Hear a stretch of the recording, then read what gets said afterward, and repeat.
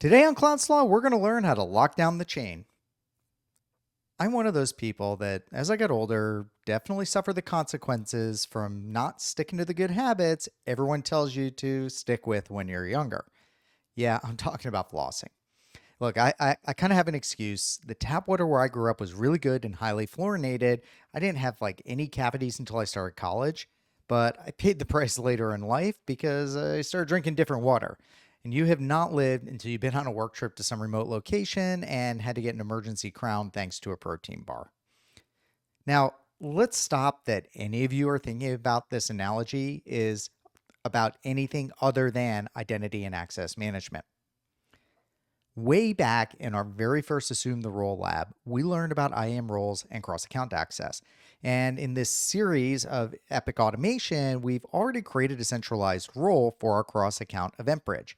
But I did gloss over some of the details, one of which is both important and often missed when people set up a centralized service like we're doing in these labs. Let's review the diagram from that first role assumption. As a reminder, that setup was for an IAM user in one account to be able to assume a role into our security audit account into another account. And to do this, you needed a couple of things. That IAM user had to have a policy associated with it that allowed it. So this is the permission policy. So let's remember that. So the permission policy, so that it would be allowed to assume a role. Then in that other account, the trust policy, which is actually a kind of a resource policy, had to allow assume role from that management account. And that's really the trick of all of this. You need the permission to assume the role on one side, then that role needs to allow the identity to assume it. You have to have those permissions on both sides. Now, because of how we've done most things in the console, these permissions have often been defaulted for us. They've also been a little over provisioned in some cases. For example, we allow STS assume role, but we don't restrict it to assuming only one role. It could technically, that user could have permission to assume any role. So now we're going to take things a little bit further, and especially because we're enabling code in our Lambda function that's going to have the ability to change things across multiple accounts. And there's some interesting things we can do to really lock things down tight and limit the potential for privilege escalation. To enhance our security, we're going to add conditions on both sides of the relationships. Now, only our designated Lambda function will be able to assume the Lambda role we created for that function. Right now, technically, anything in the Lambda function, anything in the Lambda service, could go ahead and assume that role. And we're going to lock it down to that single function instead of the default, which is the entire Lambda service. Our Lambda role in our security operations account will then only be allowed to assume target roles that have a very specific path. So it's not going to have permissions just to assume every role like in the diagram I just showed you. It's only going to be allowed to assume specific roles that have a defined name and a path. And then we are further going to lock it down by limiting it to only being able to assume those roles within a specified organizational unit. So that's that left side of the equation. Now, over on the right side, our target roles in each account will only allow that centralized Lambda to assume them. We've seen hints of how this works, and today is the day we're actually going to call out all the details and get into the nitty-gritty. It does take more time and a little more knowledge to set this up right from the start, but it means that the privilege role that we have in a bunch of accounts that has permissions to change things, it's an auto-remediation role, it won't be able to be used by anything other than the expected Lambda function that we set up for it. And that function can't be abused to assume any other roles other than the role that it's set up for. Now, even I get my neurons a little tangled up as I work through where I need to put all of the right pieces. And so here's kind of a simple way to keep things straight in your head when you're having roles assume other roles. And this is what we call role chaining. And this applies to other kinds of principles, such as an IAM user or even Amazon services assuming other roles. But I'm going to kind of keep it simple for one role assuming another role. Although in our case, we have a function assuming a role, and then assuming another role, which is what we mean by a chain of assume roles. To do anything, your Lambda function first needs to use its Lambda execution role. And that's the role that allows it to do anything within AWS in the first place. You don't have to have it, but without that, you can't have any log files. It can't actually do anything within AWS. The Lambda service itself does that assume role for you, that first using that Lambda execution role. So the Lambda service is going to assume the role. You don't even need to write the code to do that. It just happens. Now then, for an entity with a role in one account to do things in another account, it needs to assume a role in that other account. And that's what we mean by role chaining. So using one role to assume another role is chaining those roles together, and we use it all over the place. Now, in terms of what it can do, remember that all IAM permissions live in the account where the actions are actually happening. In other words, you can't make the API call like put bucket policy from a central account directly to another account because the permissions policies are attached to the IAM principal, and that principal doesn't exist in the target account. So if I have, say, that Lambda execution role and I go to do something directly in the other account, I can't because it doesn't have any permissions. There's no, that entity doesn't even exist. That principal doesn't exist in that other account. So there's no way to define what it can or what it can't do, default deny, and nothing happens. Now, what it can do is it can assume a role in that target account. So this is that role chain. So that role in the target account is the thing that holds the permissions. And when you're chaining these roles across to each other, you only have the permissions for whatever is at the end of the chain. Here, I've got another diagram to describe this. So this is one you might want to review over at the blog post. But what I have here is in our source account, and in our case, that's going to be our SecOps account. Let me zoom out a little bit here so you can see my notations a little bit better. Whoops, showing more than I mean to show. Okay, so in our SecOps account, we have our source role. And remember, that role has a permissions policy and it has a trust policy for who can assume it. And I'm going to go through all the exact details of what we have, what we're building in this lab a little bit later. But just remember that assume role, that permission policy must have that STS assume role. So it is allowed to assume that basically make the API call to assume roles in the first place. Okay, cool. That's pretty straightforward. And then the trust policy is who can use that. We'll get to that one a little bit later. You don't need to worry about it right now. Then when this thing assumes a role into another account, that trust policy must first allow the source role to assume it. And then the permissions policy defines what API calls can be made in the account. So even if this thing over here has full admin permissions, it doesn't matter. This thing here is limited to the permissions in that policy. And if we try and use our source role to go directly into make API calls into that account, it won't do anything because it doesn't exist in that account.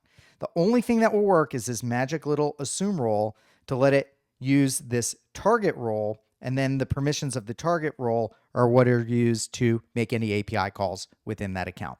And apologies, I am no graphics designer, and my handwriting is terrible, as you are used to by now. Remember that the assume role API call is a way of creating a session, and the assume role API will return temporary credentials. That's an access key, a secret key, a secret access key, and a security token. So when you're role chaining, you're just gathering these at every step. So you're creating a session, you have those credentials, you use those credentials to assume the next role if you have those permissions, so on down the chain. And your permissions are limited by whichever permissions are associated wherever you are within that chain of those sessions. So these things will only work in the account where the role itself actually lives, and you never inherit permissions from anywhere else in the chain. This actually came up. Somebody asked me this question about around the organization account access role. Even if you have full administrative, well, let me actually do it another way. If you have only permissions to assume a role in the management account and no permissions to do anything else in the management account, and you are able to assume that an organization account access role, that thing has admin in all of your other accounts, and you have admin in all of your other accounts. But it also works the other way, because if you don't have permissions, and sorry, I get mentally tangled up on this one myself sometimes. If you have admin permissions in the org management account and the thing you're assuming in another account has limited permissions, once you assume that role, you're limited to those limited permissions. And look, this whole concept of the chain and the different sessions, it is easier to see it when you're writing this out in code, because in code, you have to tell your code which of those sessions to use to make the API calls. So it's actually a little more confusing to do it in the console. And the thing that really confuses people at the start when they're first working with this is that you have to have that assume role permission in your permission policy so you can actually assume roles in the first place. But you also need to have the assume role in the trust policy of the role you are assuming so that you can also assume it. So you have to have that assume role on both sides. And really, it's not hard. And I probably like twisted your mind a little more than it needed to, because all it is on one side, I need permission to assume roles, and the other side says, you have permission to assume me. Now, what's cool is that we can put restrictions on the source roles permission policy to assume roles. We can limit what roles I can assume. And we can put restrictions on the target roles trust policy so that only that the specific source role can assume it. So both sides get locked down and no one else can shove their way into the relationship, which would have been handy for me back in college, and I'm not going to go there. We will use, also in our case, use the role trust policy to restrict the Lambda service itself so that it can only assume the role for our security auto S3 Lambda function. And this is going to ensure that no other Lambda functions can use the role and muck around with S3 and other accounts. And that's what we're doing. We're adding security least privilege to every step of the chain. Only that Lambda function can assume the role. Only that role can only be used to assume a role in a very limited set of our target accounts. It's only able to assume one role. And in those target accounts, it will only let our source Lambda function assume it. Okay, some of this might be easier as we sort of walk through the policies. And so the first one is the permission policy for our source role. Let me get that pulled up here. And looking at the permission policy of the source role. So I want you to ignore this part here. So that section there is just all the commands where it can go ahead and actually do the logging. So this is what was in this permission policy from last week that we used. This bottom part here is what we're going to change. And what we are changing is we're getting rid of some S3 permissions I put in by accident and we don't need, but it's going to be allow assume role. But notice this resource path here. This is the only thing that it is going to be allowed to assume. So it's going to be allowed to assume, and this is normally where the account ID would go in an ARN. So that's the account ID goes there. And we're using a wildcard. So any account, if this role exists and it's the security operations role path, sorry, it's in the security operations folder basically, and it's called security auto remediation. So that's going to be the name of the role that we're going to create. So this allows it to assume only that one role. Well, we wanted to lock it down more, and I said we only want to allow it to assume a role in particular organizational units. That's where this condition key comes into place.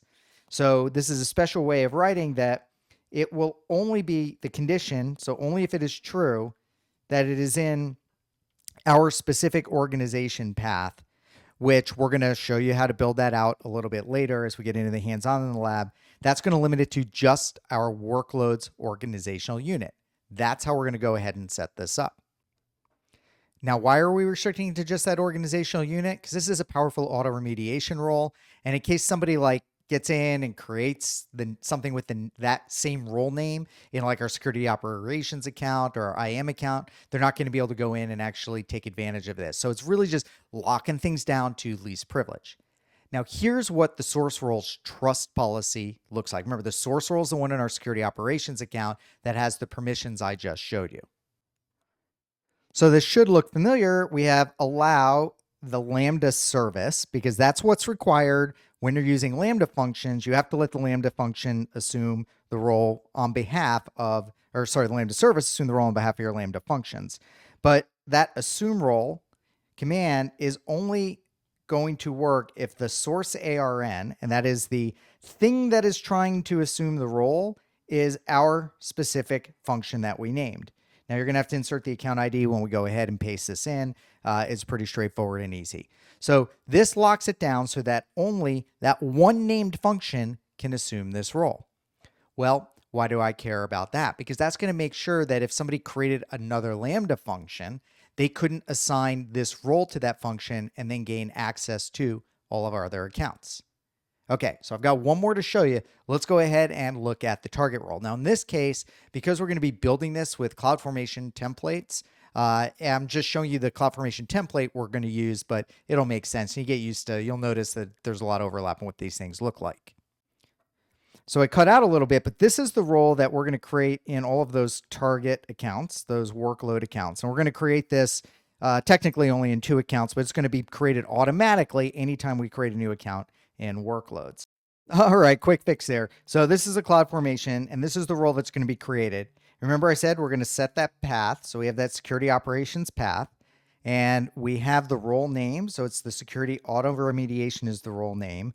And then this is the assume role policy document. This is that trust policy that we've been talking about. And that one allows only, we're going to sub in our security operations account ID, that Lambda S.L.A.W S3. So that only thing that can use this auto remediation role is going to be that one exact role in our security operations account. And so this is what we mean by locking down the pieces on both sides. And I'm just going to go ahead and I'm going to pull up another illustration, and we're going to walk through this piece by piece for what we're going to build today, because yeah, I've probably been twisting your brain up a little bit. So step by step, what we have in our security operations account over here, we have the Lambda function that we created last week. That Lambda function, we have that Lambda execution role, that Lambda function role that we created. And I think it was like Lambda S3. I can't remember the name of it. You'll see it when we get into it. That Lambda function role, we are going to make changes to it today. The first is we're putting in that restriction that I showed you up above so that it will only accept assume role from that one trusted, let me find it here, from that one Lambda function. So that what was going on here, assume role only from our one function. Then the permission policy, which was the first thing I showed you, says only allow assume role only to the auto remediation Lambda function, which we named, and we use that little wild card because the account IDs are going to be changing, and only in the workloads organizational unit. So this thing is, again, this is the origin. Step 1, it's going to assume the role, and this trust policy allows it to assume the role. So that's link 1 on the chain. Then that Lambda function is going to do the second assume role operation to the security auto remediation role. So we've got our next link in the chain. And that works because the trust policy here allows only that named function to assume it. And then this has permissions associated with it to do things and to make changes in that account. And remember, as I'm walking through the chain, this last step, which in our case is the security auto remediation, we're limited to just those permissions right there. And what's happening behind the scenes is when my function assumes this role, it's being given session credentials from the security token service. It then uses those credentials to assume the second role. So there's 2 sessions as associated with this chain. Now, I think this will make a bit more sense as we actually go through and build it. But the key is we have this chain and we're putting in least privilege controls at every link in the chain. So only exactly what we want can assume a role. That role only has exactly the minimal permissions it needs to assume the next role. The next role has the minimal permissions for what is allowed to assume it. And then that has minimal permissions for what it is allowed to do. It's least privilege at all the layers. And this is a really good way to lock down your role chaining to prevent abuse, because now, another Lambda function can't come in and use these roles to do something bad, or somebody can't use that and assume roles in accounts where it shouldn't have access to. All right, a lot of talking. Let's just go ahead and build it. I think it's going to take less time to build it than it took me to explain it, mostly because I have all these weird diagrams in my iPad. Okay, I'm going to jump right into it because there's been too much talking already, but I'm going to do my best to just kind of keep us in place mentally as we go through and we build out the role chain. So we're going to start from the beginning and work our way through. Now, the first thing we need to do is go into your sign-in portal. We do actually need to go into the management account briefly because we need to get the path for our organizational unit. So the way that specifying OUs works is you actually have to put the full path of the OU in. And if you recall, I'm going to have you as part of this lab, and we're going to go into organizations here. We're going to lock things down so that our auto remediation can only secure roles in our workloads OU. But I can't just take the workloads OU. What I need is the actual path. And so that path is going to be first my organization ID, because that's the start. So my organization, then I'm going to put a slash in. Then I need to go into my root, because that is the start of the path for my OUs. Come on, copy paste. Okay, let me zoom in a little bit. There we go. Let me copy that, and I will paste it there. Then I go to the OU itself. As a reminder, workloads covers both prod and non-prod, and I do want this for both prod and non-prod for just in case, because that's where I would use this role potentially, even though we're only going to be implementing it in prod today. And I have that path. So my organization ID, the root, and then the OU for my workloads. Then we go back in and we're going to close this because we don't need to use our management account anymore. We're going to do everything in our security operations account. Let's go to security operations, either security full admin or administrator access. And we're going to go straight into IAM and we're going to adjust the role. So this is the role that our Lambda function uses. So we go to roles, and if I scroll down, that's that Lambda -SLA-S3. So that's the role that we created for our Lambda function. And I'm going to click on that. Within there, we have the permission policy. So if I click that plus sign, here's the permissions we created. And you remember I said I put some S3 things in that don't work because this just gives us permission to do S3 things in this account. What we want to do is we're going to go ahead and edit.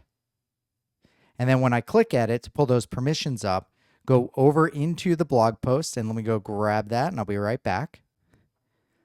So I grabbed the JSON I needed from the post. I'm going to copy that, and I'm going to paste it in. And you can see it allows my log stream creation and to create the actual log group, then the log streams. And then this is the one permission. We got rid of all that S3 stuff. It's just assume role. We talked about this before.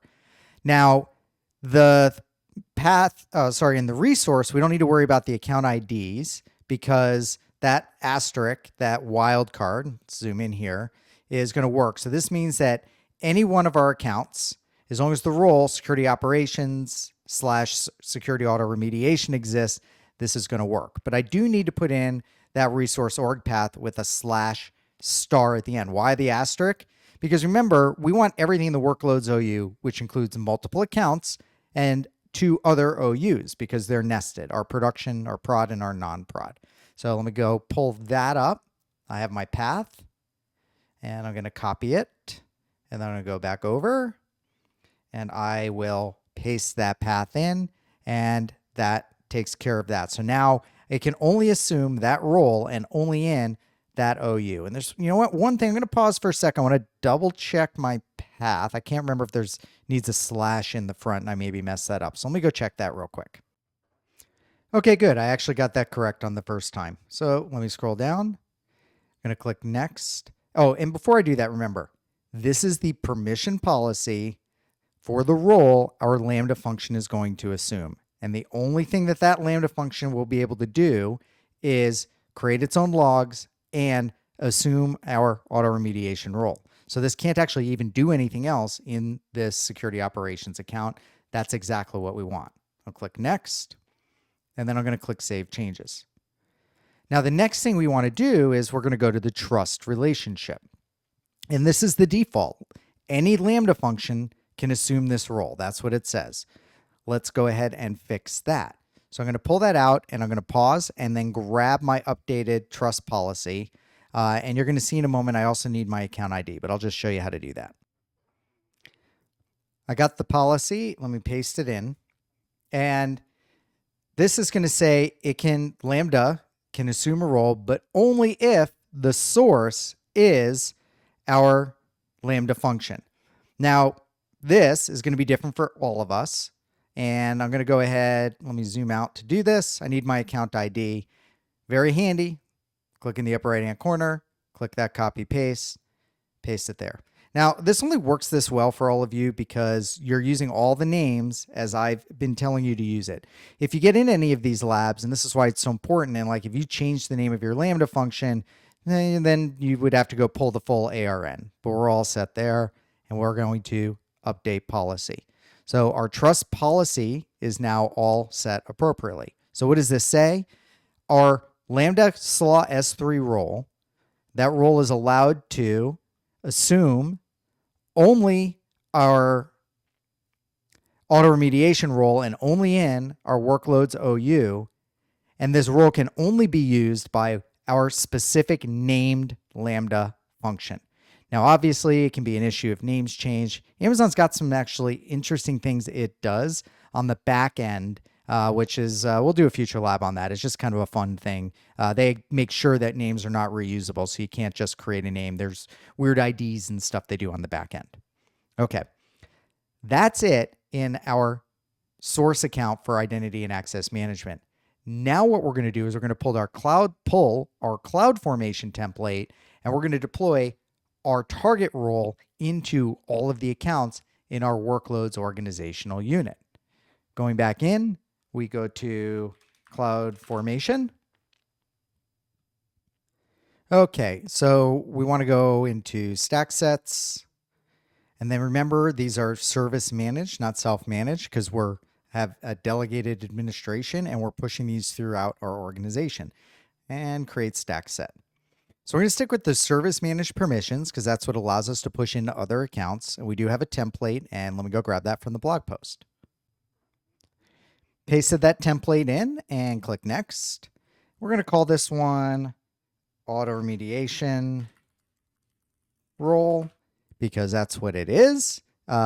Letters, numbers, hyphens, no spaces are allowed. And then the description is role for auto remediating in workload accounts because we're going to limit it to our organizational units or one organizational unit. Now the parameters we need is this account ID because remember we are inserting that account ID, that path into that role trust policy. So we're only going to be trusting the Lambda function from this role. And just as we did a few minutes ago, maybe not even a few minutes, we're going to copy and paste and click next. No tags. We are going to make some changes to IAM resources. So we click on that checkbox. It's been a little while since we needed that one. And we're going to deploy new stacks. We want to deploy just to our organizational units. And so remember, it's going to be that workloads OU. So if I pull up my full path that I copied out before, it's just that OU at the end of the path. It's actually the only one that starts with OU because you've got root R org starts with O. Pull out that OU, paste it. And then we're going to scroll down to regions. And because this is just IAM stuff, well, let's deploy it only into US East Virginia. It would actually error if we tried to deploy it to more than one region at a time, because then it would be duplicative because there's only one place where you can create roles. Scroll down and our deployment options, we'll just leave that as one. There's only 2 accounts in that OU right now, one of our non-prod and our prod accounts. Click next. And hopefully the trash truck that's outside my window wasn't too loud for you. It's a good microphone. Hopefully it worked out. Click submit. And once we get our good, there we go. Let's take a quick look at the template.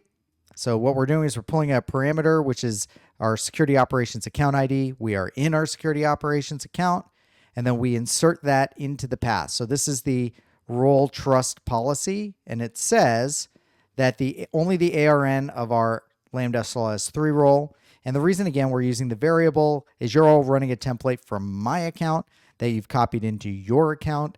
That way you don't have to, copy and paste everywhere. You just stick it in as that parameter. Makes life easier. Then we have the permissions policy here.